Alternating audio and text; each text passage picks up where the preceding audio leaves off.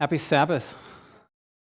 I'm up here a little bit earlier before we speak, before the message is given this morning. I'm going to be inviting Krista to come up front. Now, usually when I'm here to invite somebody up front for a testimony, it's usually because they're getting baptized, but Krista was baptized, 2 years ago on Monday. And she has a testimony that she's going to share with you this morning, and I want to just tell you the coordination of this happening was not of my devising or her devising. The message today, when I was working on it a few weeks ago, I was thinking about how it might be received, and I don't tailor what I speak based on what I think people want to hear and don't want to hear. But I did feel a certain concern in my heart, and the thought came to my head, you should ask Krista to come and give that testimony that you guys talked about months ago, a long time ago, that we hadn't talked about in a long time. And I thought, that's perfect. That's exactly what I need to do. And I put it off on the back shelf in my mind, and I forgot about it. And then I came to church the next Sabbath, and I was speaking this is 2 weeks ago, and Krista came outside at the end of the service, and she said to me, you know what, you wouldn't believe what happened to me this last week. God woke me up in the middle of the night and told me to prepare my testimony. And she started dictating it into her phone, and I couldn't believe it because I said, I was going to talk to you about that, and I had not done it yet. So that really assured me that the message that I was preparing for today, God really does want that message, and God really wants her to be a part of this message and this testimony. So I just wanted to give you that so you realize that this is not something that anybody planned but God.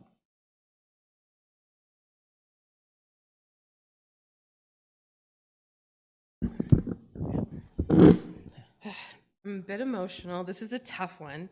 God has asked me to be quite vulnerable, so this is hard. So bear with me. I titled this testimony, well, God did. God used Andy to ruin coffee. So one day, last year, I received a phone call from Andy. We had a conversation about coffee, and it was just so very random. And he explained the effects of caffeine on my mind. And I remember, as we were talking, I remember thinking, it's just coffee. What's the big deal? It's just coffee. But I began to feel convicted as we were talking. By the time the conversation ended, I knew God was asking me if I was willing to give up caffeine and coffee. You have to understand, I love coffee. It's delicious. I wake up at 3:30 in the morning to go to work, and I needed coffee to make it through my day. I did not want to give it up at all, but because it's just coffee, what's the big deal? Anyways, then a thought came to my mind after I hung up was, what if this was my opportunity? God is asking me to give it up, so he will make the way. He will make it so much easier. And if I didn't take this opportunity, what if when I did want to give it up or have to later, it would be a lot harder. So I didn't want to throw away this chance that God was giving me, this opportunity, and I didn't want to disobey God. So I packed up my coffee maker, I threw out all my grounds, and I put everything away. I kept my coffee maker because my mom was coming to town and she loves coffee. So anyways, this brings us to today. I recently read a quote from Ellen White in Herald and Review, or Review and Herald, saying, "Obedience or disobedience decides every man's destiny." Looking back, I had no idea how true this statement would be. I also had no idea how making the choice to give up coffee to be obedient in this small thing would impact my life. Once I gave it up, even through the physical effects of withdrawal, my mind began to feel clear. It was different. I couldn't explain it. And one day, God asked me another question. He asked me if I really wanted to be healed. And in some aspects, it's easier to stay in pain because there's comfort in the habits and crutches that I had built up to stay, to make it through my day. And you'd think when he asked that question, it would be an immediate yes, but it was not. It wasn't a yes at the beginning. I had to think about it. And then, of course, I was like, of course, Lord, yes, I want to be healed. And we're talking emotional healing stuff. And then about a month later, Um, the childhood I did not want to remember, sorry, started to come back. Forgotten memories that I had put in a box and shoved so deep within my mind started to rise to the surface. Very traumatic memories. It was extremely painful to relive the trauma, but I held on to the promise that God had made me. I will not leave you comfortless. I will come to you. So a little bit about my childhood. I grew up in a very caustic, unstable environment.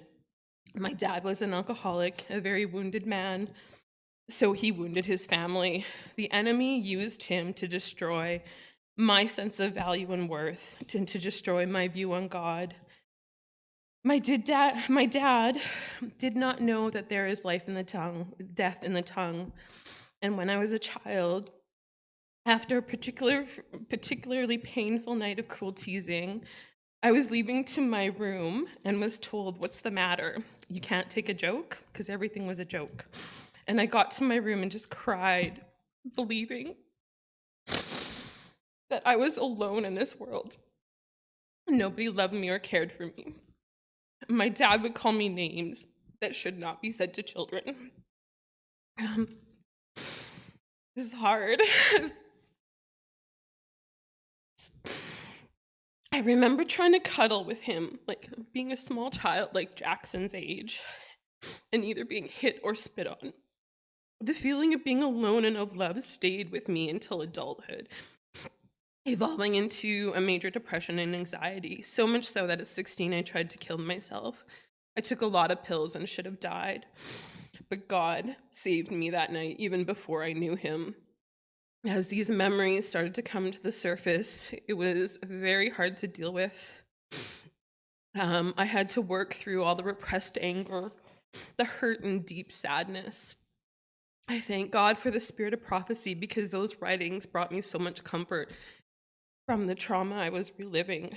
In the Desire of Ages, he led me to page 669, paragraph 4.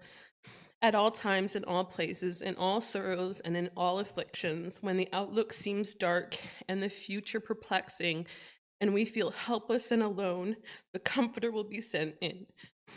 And the Comforter will be sent in, answer to the prayer of faith. Circumstances may separate us from every earthly friend, but no circumstance, no different distance can separate us from the heavenly Comforter. Wherever we are, wherever we may go, he is always at our right hand to support, sustain, and uphold and cheer. My upbringing unknowingly built a wall between God and I. When I became a Christian at 20, I was so desperate for love and for truth, only I didn't know that. I thought I found it, but I was wrong. I bought all the Christian self-help books. I went to all the big conferences, got slain in the spirit, became a missionary. With Youth with a Mission, I had the whole evangelical experience. Still, no truth and no real healing. No healing, actually. The whole premise in the Sunday church is the love of Jesus is everything.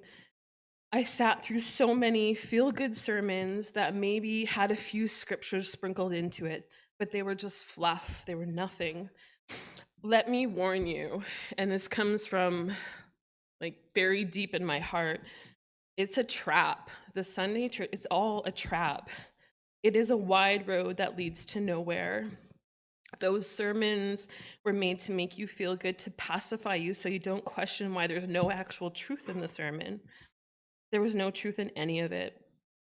Only at the time, I didn't know that. So I turned to the world and bought worldly self-help book authors like Brené Brown. If you've never heard of her, she's huge in the self-help world.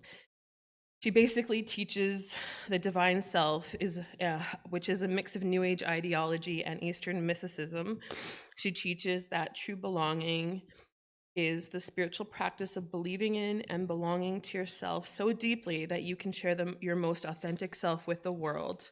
She states, true belonging doesn't require you to change who you are, it requires you to be who you are. Sounds great. It's another trap. What a lie from Satan. God says in Romans 12:2, and be not conformed to this world, but transformed by the renewing of your mind, that ye may prove what is good and acceptable and perfect will of God. Still not had found the truth. I still wasn't aware of that. God had given me a promise a long time ago when I was still going to the Sunday church in Hosea. Therefore, behold, I will allure her. I will bring her to the wilderness and speak comfort to her. I will give her vineyards from Mer and the valley of Achor as a door of hope. She shall sing there as in the days of her youth, as in the days when she came out from the land of Egypt. And it shall be in that day, says the Lord, that you will call me my husband and no longer call me my master, for I will take from her mouth the names of Baals, and they shall be remembered no more. He has taken me from the land of Egypt. As Andy said, 2 years ago on Monday, I was baptized into this church.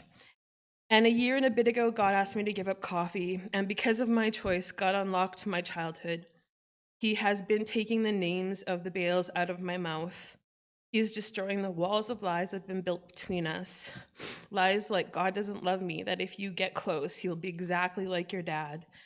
You cannot trust God. You don't have enough faith. The residue I have from the Sunday church is at times hard to recognize. So truth matters. God's precepts matters. God's law matters. True healing only comes from hearing God's truth. In Ephesians, it says that he might sanctify and cleanse her with the washing of water by the word. Most do not think little things like drinking your morning coffee matters. I didn't, but my experience proves that it does. The little act of obedience changed my life. Months after giving it up, I had a very tough week at work. We were very short-staffed. I was tired, so about a week, I fell off the wagon and started drinking coffee again. It was not good. I mean, the coffee was good, but the results were not good.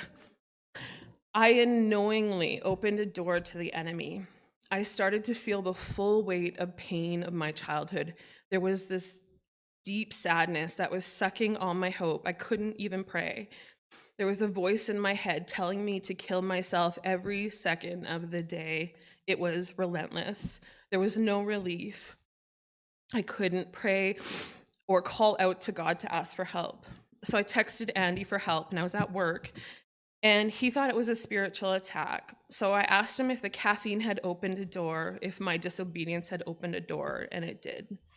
I repented and was able to pray, and Andy was praying for me.